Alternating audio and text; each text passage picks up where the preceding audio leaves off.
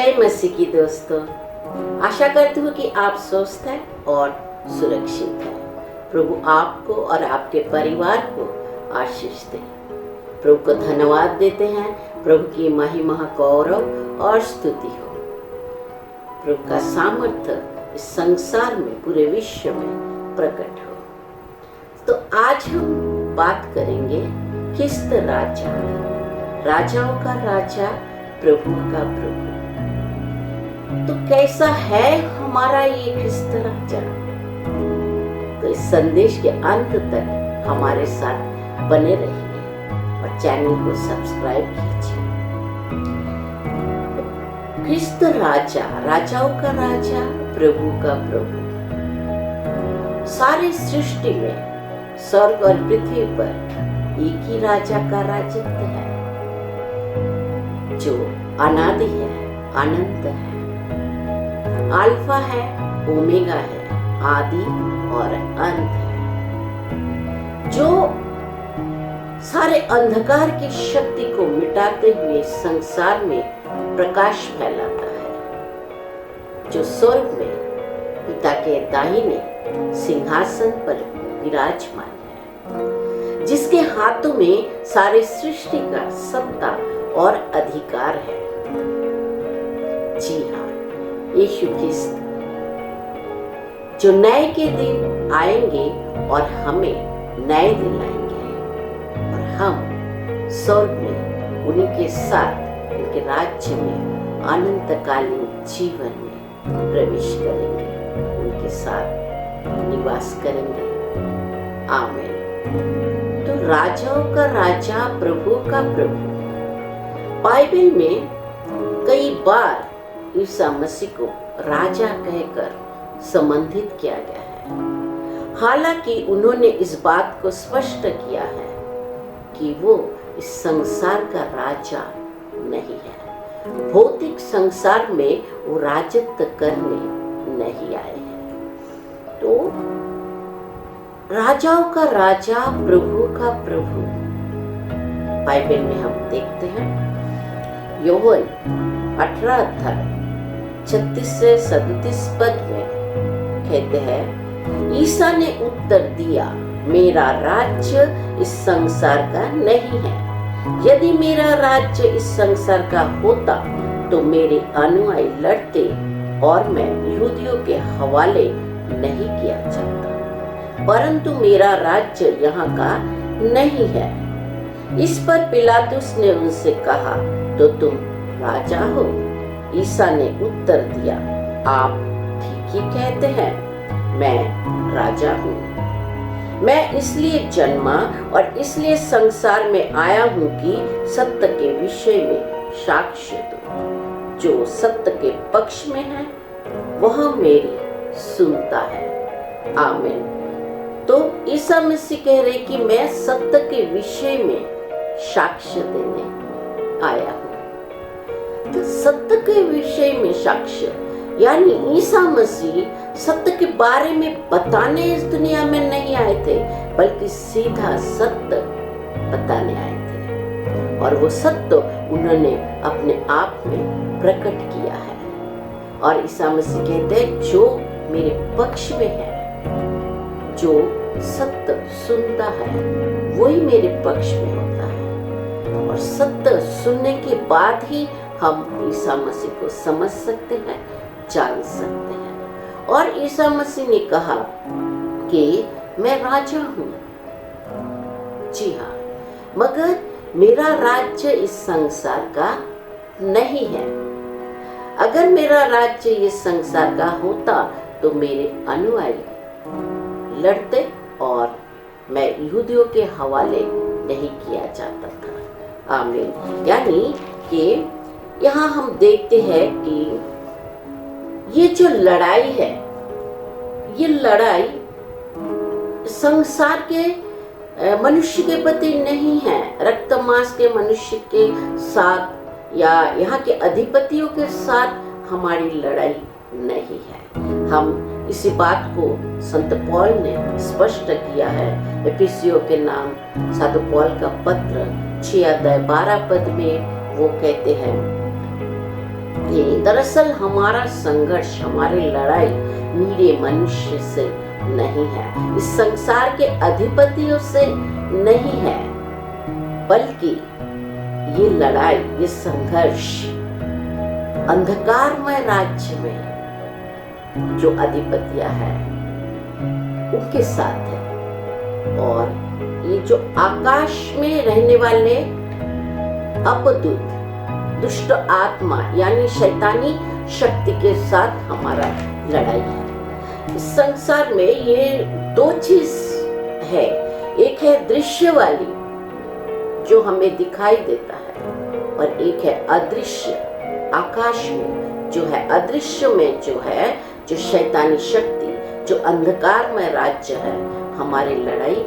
उसके साथ है। तो हमारी लड़ाई किसी इंसान के साथ नहीं है, हमें उन शैतानों से लड़ना पड़ता है, संघर्ष करना पड़ता है। तो यीशु ख्रिस्त राजा है और हम उनके प्रजा है।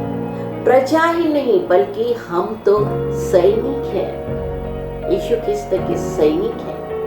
हम उन शैतानी दुष्ट आत्माओं से, उस शैतान से हम लड़ते हैं। तो इसलिए हमें आत्मिक लड़ाई करनी पड़ती है, और इसलिए हमें आत्मिक अस्त्र शस्त्र धारण करना है। साधु पौल कहते हैं कि तुम लोग आत्मिक अस्त्र शस्त्र धारण करो ताकि उस शैतान को हरा पाओ। आमीन। और इसके अलावा भी कई बार ईसा मसीह को राजा कहकर सम्मानित किया गया, उन्हें सम्मान दिया गया और उन्हें अभिवादन किया गया है। अब पढ़ते हैं यूहन्ना 12 से 15 पर। दूसरे दिन पर्व के लिए आए हुए विशाल जन समूह को पता चला कि ईसा जेरूशलेम आ रहे हैं, इसलिए वे लोग खजूर की डालियां लिए उनकी अगवानी करने निकले और ये नारा लगाते रहे, होसाना होसाना, धन्य है इज़राइलों का राजा। ईसा को गदही का बछड़ा मिला और वो उस पर सवार हो गया। जैसे कि धर्म ग्रंथ में लिखा है, सियोन की पुत्री नहीं डरना, तेरी राजा गदही के बछड़े पर सवार होकर तेरे पास आ रहे हैं। आमीन। तो आप देखते हैं किस तरह से ईसा मसीह को वे लोग सम्मान दे रहे थे, राजा कहकर, होसाना होसाना कहकर उनका अभिवादन कर रहे थे, उन्हें स्वागत कर रहे थे। तो यहाँ वे लोग कह रहे थे इज़राइलों का राजा। तो कई बार ईसा मसीह को यहूदियों का राजा कहा गया है, कई बार इज़राइलों का राजा कहा गया है। और सिर्फ नए नियमों में नहीं बल्कि पुराने नियमों में जो भविष्य वक्ता है, जो नबिया है, वो लोग भी ईसा मसीह को राजा कहा है, राजा कहकर संबंधित किया है। और हम देखते हैं कि ईसा मसीह का जन्म के समय भी, जब ईसा मसीह का जन्म हुआ तभी भी उन्हें राजा कहा गया है। हम पढ़ते हैं संत मत्ती 2 से 2 पर।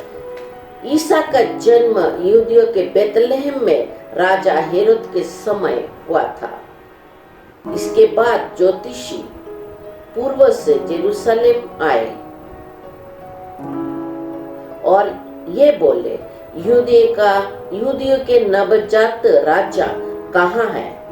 हमने उसका तारा उदित होते देखा, हम उन्हें दंडवत करने आए हैं। तो अब ये है कि पंडितों और ज्योतिषी को कैसे पता चला कि ईसा मसीह राजा है? तो आत्मिक बोध से, पवित्र आत्मा के प्रेरणा से। और वे कहते हैं कि हमने उनका तारा उदित होते देखा, यानी जो तारा उदय हुआ था उस तारा को देखकर वो ईसा मसीह के पास आए। तारा संकेत दिया, उनको रास्ता दिखाया, और तारा देखकर वो उस राजा के पास, यीशु मसीह के पास आए हैं और उन्हें दंडवत किया। प्रणाम किया। तो यानी जो ब्रह्मांड है वो भी पहचान लिया था कि ईसा मसीह राजा है। Hallelujah, praise the Lord. तो राजाओं का राजा, प्रभु का प्रभु। और दोस्तों हम देखते हैं कि जब ईसा मसीह सूली पर मरे, ईसा मसीह को सूली पर टांग दिया गया, तभी भी उन्हें राजा कहा गया। हालांकि इस बार उन्हें उपहास किया गया है, उन्हें दोष लगाया गया है कि ये अपने आप को यहूदियों का राजा कहता है, इस्राएलियों का राजा कहलाता है। तो हम देखते हैं संत मत्ती, ईसा मसीह को सूली पर टांग दिया गया और उनके सिर के ऊपर दोष पत्र लटका दिया गया। वो इस प्रकार था कि ये यहूदियों का राजा है।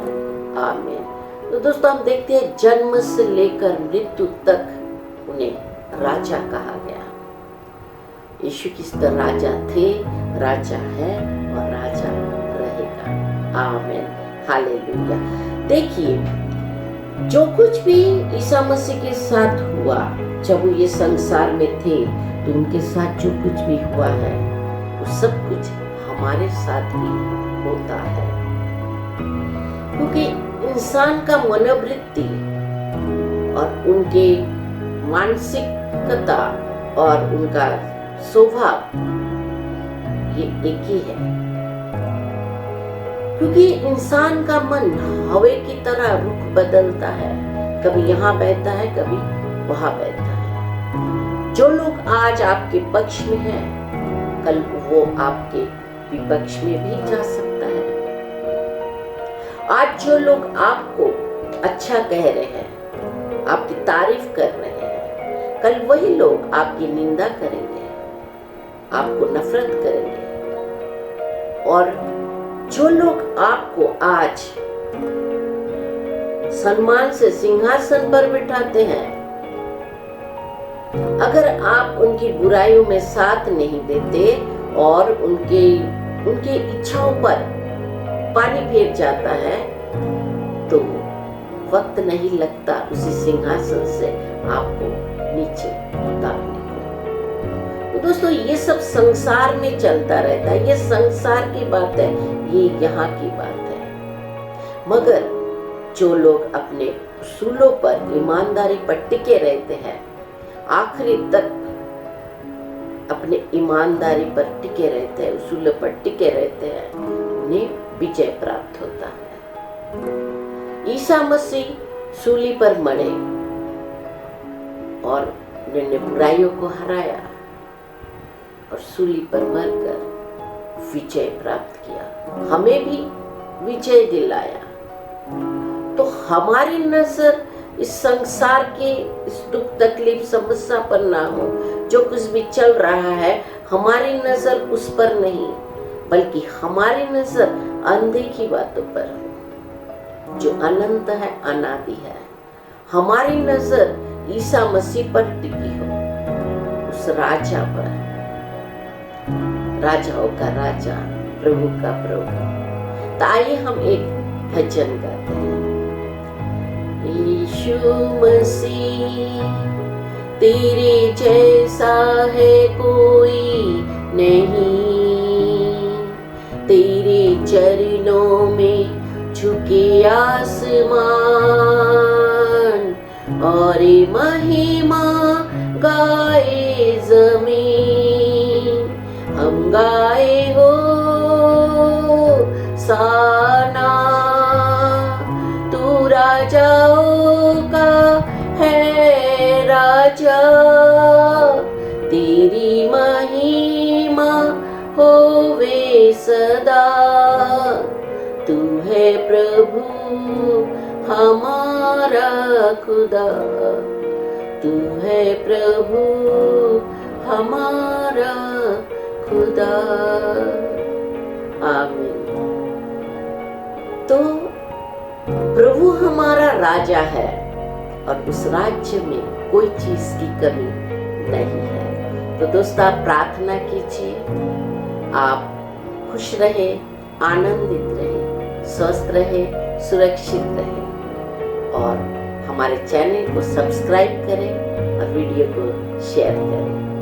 धन्यवाद, शुक्रिया, जय मसीह।